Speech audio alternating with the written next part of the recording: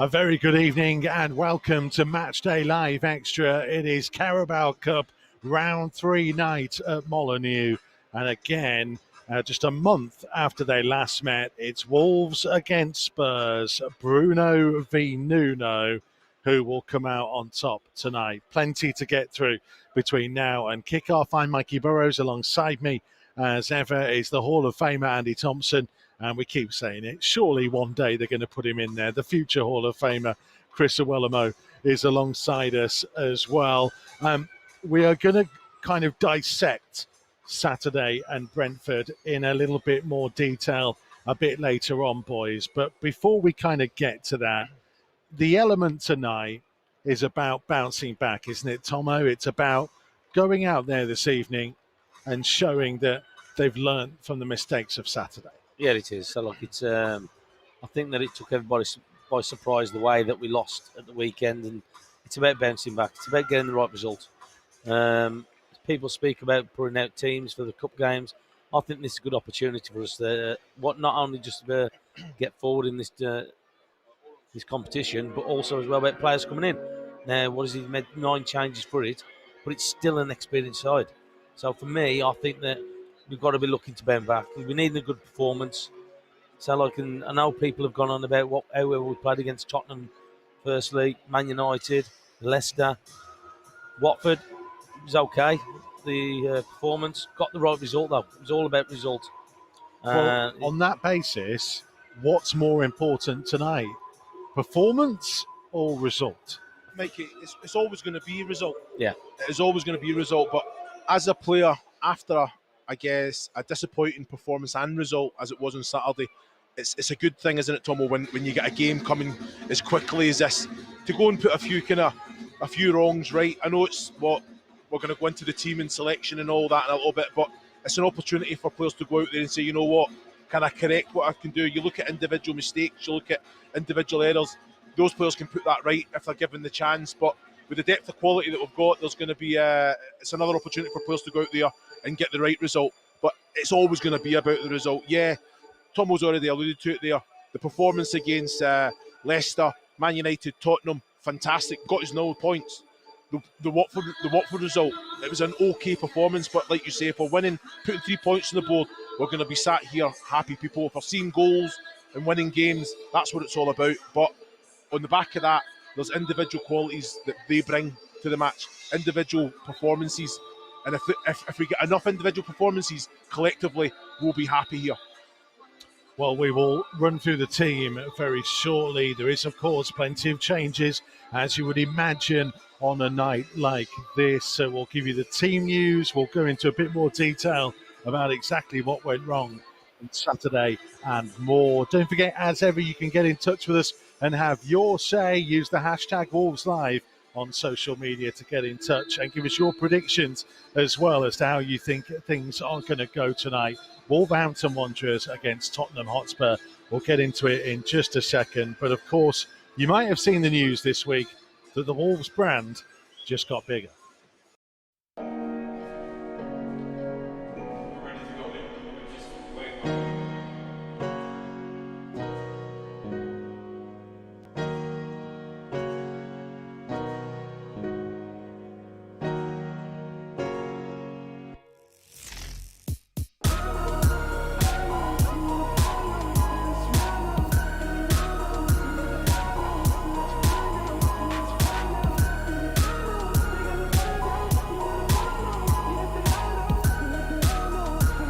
Wolves records, things just got loud.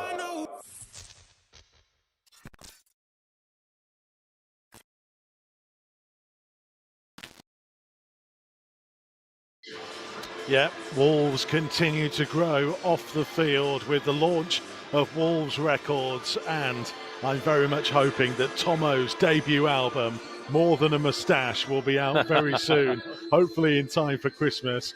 I'm going to feature on it. I'm hoping there's some collaborations on there. It's going to be absolutely superb. I don't think there'll be many that sold if I got that moustache, I'm telling you. Hey, I'm going to buy one, my friend. I'll buy one as well. And that's all you need. It's Wolves against Spurs tonight. Gemma Frith was pitchside earlier, giving us the context of tonight's clash. We are under the lights at Molineux this evening for Wolves v Spurs, a fixture that feels a little bit deja vu. Precisely 1 month ago today, we hosted Spurs in the league, and now they are back for the third round of the Carabao Cup. Now, that league meeting didn't go our favour in August, ending in a 1-0 loss, as I'm sure we all remember. But we did put in an impressive performance with 25 shots to Spurs' 8, so we were unlucky to not come away with any points. But today is the opportunity for a rematch, which is actually going to be the first time we faced Spurs in the League Cup since the semi-finals in 1972.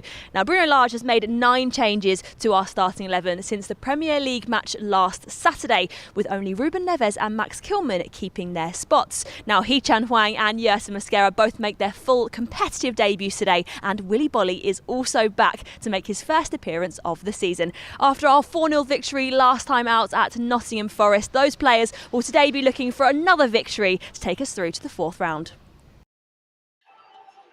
Gemma Frith with tonight's match in context. We've got to do it. Let's look back on the best of the action, or rather, just what happened on Saturday against Brentford. Canos again, ready to whip it in with the in-swinger, bouncing dangerously, and this may well be a penalty, you know. Marcel's got Tony, hasn't he? He's got his arms wrapped around him. It is. I think it is going to be a penalty, you know. I think it's got to VAR, I think. It's Tony on a short run-up, sends Jose Sarr the wrong way, and Brentford are in front. Well, Marcel's going to argue with the referee, but I don't think he's got an argument, mate. Looking at the replay, you can't be grabbing somebody in the penalty area. Goes back to Jose Sarr, who launches downfield, and the header from Aya goes straight to Jimenez, and now Traore, and Traore striking, deflecting off the crossbar, and Trincao can't get to the follow-up, and Wolves are inches away from an equaliser. Long ball downfield, Aya's header went to Jimenez, and it opened out for Traore, and there's a big deflection that wrong puts the keeper. Oh, lovely work by Max Kilman, but Tony continues on, got a bit fortunate into the penalty area. Ivan Toney, low one across and turned home by Mbeumo, and this one should stand, and Brentford have doubled their lead. Kilman tried to slide in to win the ball, it was unfortunate it bounced away from him, and Tony continued on, and he had the simple task to square it across the 6-yard box, and Brian Mbeumo with a grateful finish. This time he tries to win it back, dragged back, and now then, and he was the man who was going to be replaced, you know. And when he gets to his feet, the card's going to be shown. Yellow and red. Yeah. Shaping up against Roslev, knocks it past him. Will get to the byline, lifts his cross in. Jimenez! Oh, just wide.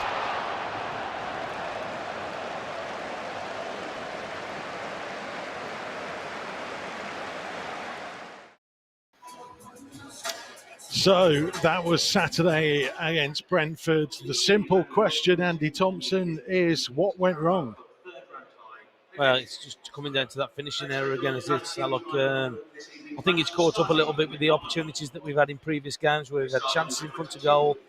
And it just shows if you don't, confidence can go in front of goals. You saw that extra touch in front of the goal, that extra second with the ball that you want in the penalty. You can't do it. You can't do it. And that just comes down to confidence in front of goal. And it's just letting us down at the moment because we have created opportunities. But it just shows you the longer it goes on, and against that Brentford team, so we did have a few chances, especially in that 15 minutes before Brentford went in front. But you've got to bounce back. It's all about bouncing back, making sure that you put in a performance to get a result and just keep going to the basics again, because that's one of the biggest things, is making sure that you don't get disheartened about what's going on. You're making sure that you believe in what you're doing, and the manager will be saying that to his team, but you've got to go out there and perform. Even the positive side, the spin side of that, you look at it, you think, even in a game where the performance individually wasn't good enough, there were still chances created, some big chances as well. So there is always positive. So you have to make sure that you don't concede soft goals. You know, you're looking at both of them, silly holding on in the box. You know, eyes everywhere. You can't get away with that nowadays. Even at the start, even Tony, they were both at it. But as soon as he gets away, you have to let go and make sure you go and defend there. The second goal, again, that defensive challenge, just clear the ball, put out to play.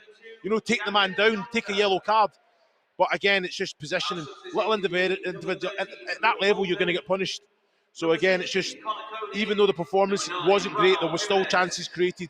Again, Tom was right. Be clinical. Hit the back of the net. It's a good feeling. Get into a good habit of doing so. But I guess the element, Looms, is that it's not that they weren't quite clinical or they're having the chances. They had fewer chances they've had in any game. Yeah. They didn't have a single one on target. They ended the game against 10 men with 6 players up top, only 2 at the back. Is there ever such a thing in football as too many cooks, as it were, having too many forward players on, and that just created a crowded penalty area and made it harder for them?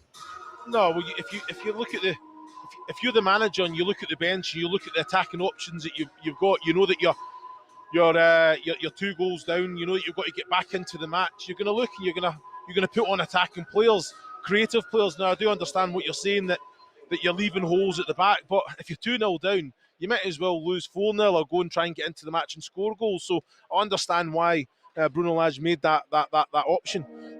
I understand what you're saying as well. You don't want too many players making the same kind of runs, and it's quite congested in there. But they're intelligent players. You're not going to stand and be marked. You're not going to stand next to your own.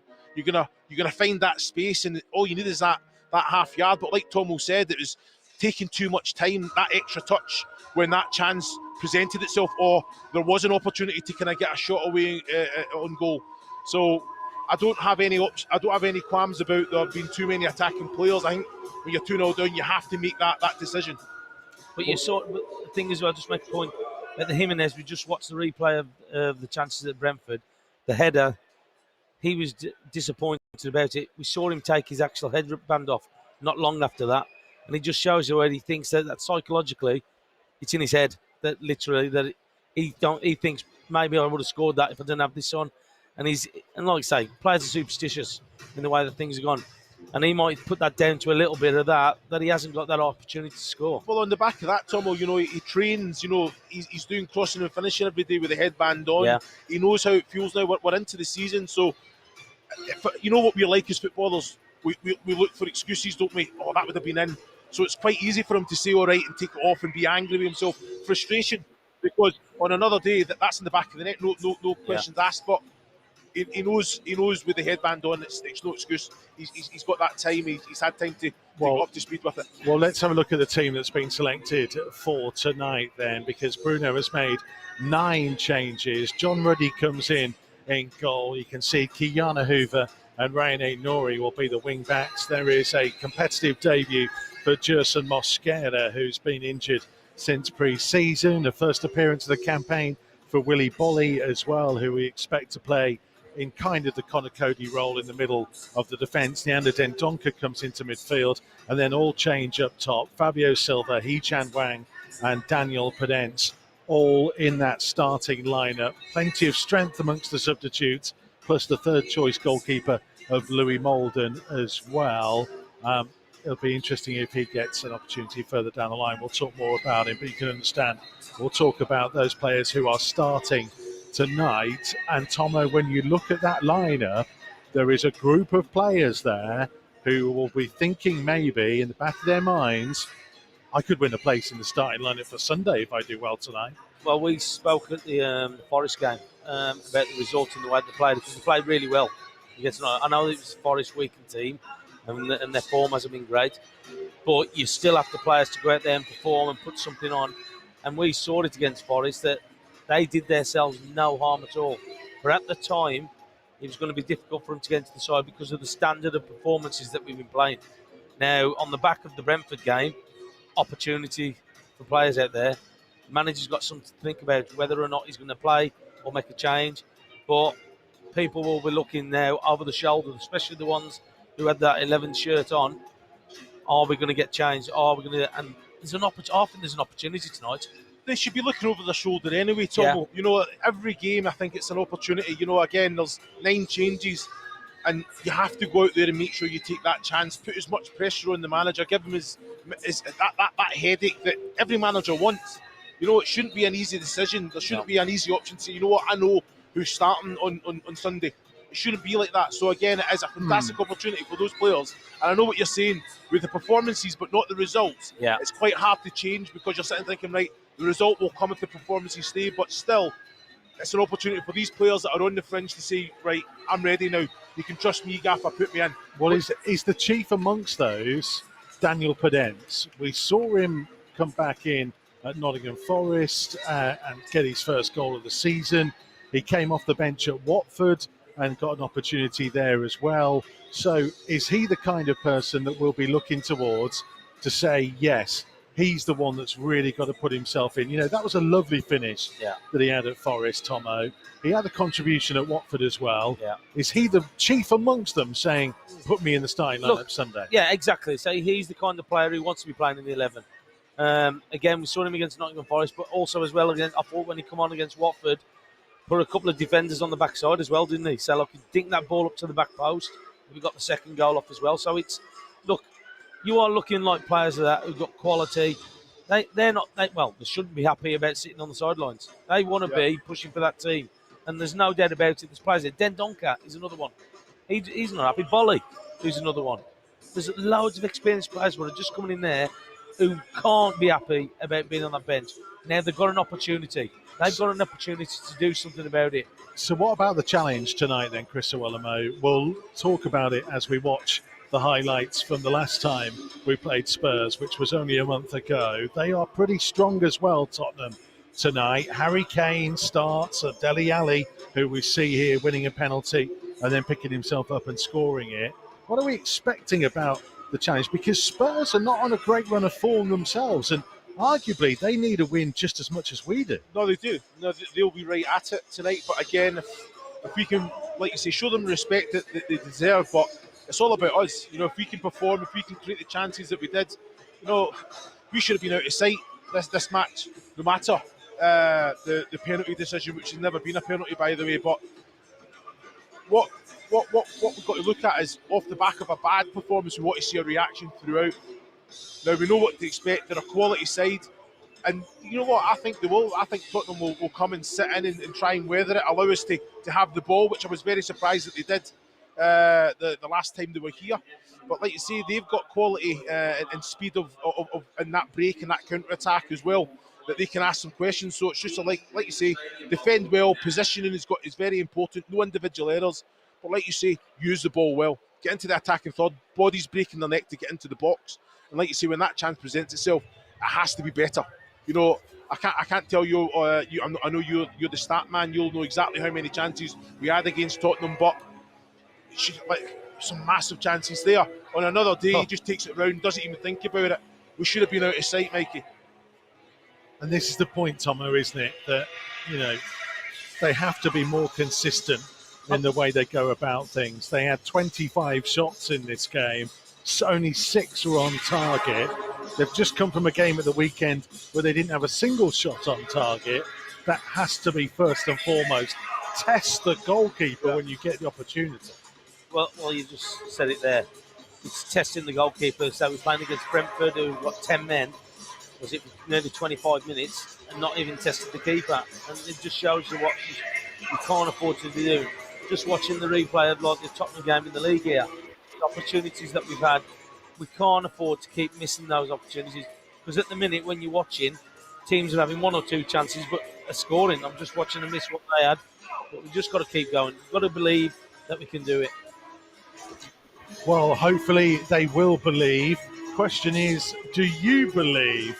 What's your prediction for tonight, Chris Iwelumo? Well, I think I'm seeing 2-1 victory for Wolves. Tomo? I was going to go 2-1, but I'm going to go 2-0 now. I'm going to go 2-0. Clean sheet with the new players coming in. I've got a feeling it might go to penalties tonight. There's no extra time. It'll just go straight to penalties. And I think that may well be how it's decided. And hopefully, there could be a few nervous people, though. Won't there just? Don't forget, as ever, the three of us will be providing you live radio commentary, wolves.co.uk and the Wolves app to listen on the move this evening. Me and Tomo and Looms will all be back for our build-up show on Sunday, no matter what. We will leave you tonight to get you in the mood with all the goals when we beat Nottingham Forest in the previous round. Hopefully, more of that to come this evening. This time gets it neatly into the feet of Aït-Nouri, and Aït-Nouri will drive up towards the corner of the penalty area and trying to go around the outside of back, and he will do so, and he fizzed a low cross in, and it comes out. It's Podence who strikes it, and it's a really good save by Horvath.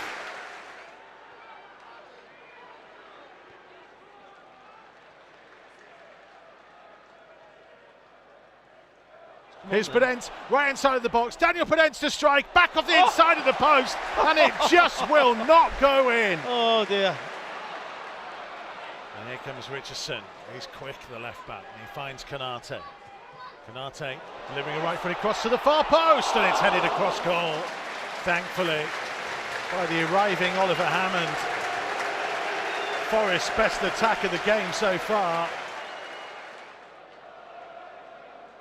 Being shown infield again, Martinho again chooses not to shoot, finds Podence who strikes it over the top of the crossbar from right on the edge of the penalty area.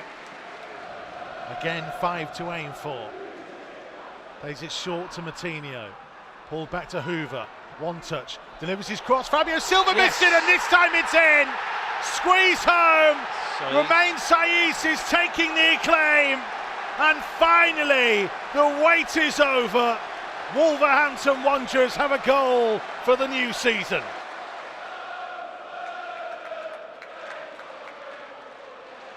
Fabio Silva has robbed Harbottle, driving forwards, pulling the ball low. Daniel Podence with one touch. Daniel Podence scores, and you wait all that time for a goal, and two come along in quick succession. Daniel Podence with the cool, calm and assured finish.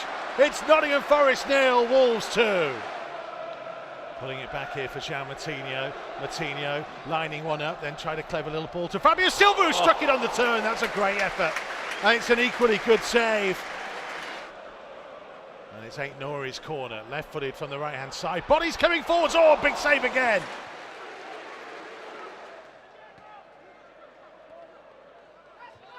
But here comes Hoover's in an advanced role. Gibbs White to Fabio Silva, onto Trincao. Francisco Trincao opens his Wolves account with a lovely side-footed finish into the bottom corner. And he wraps up a Wolves victory with their third goal that takes them into round 3 of the League Cup. Now a loose pass to Dendoncker, finds Gibbs White, up to the edge of the penalty area. Gibbs White striking, finding the bottom corner, rasping right foot finish. It's the icing on the cake of another impressive attacking performance, and finally the goals are coming.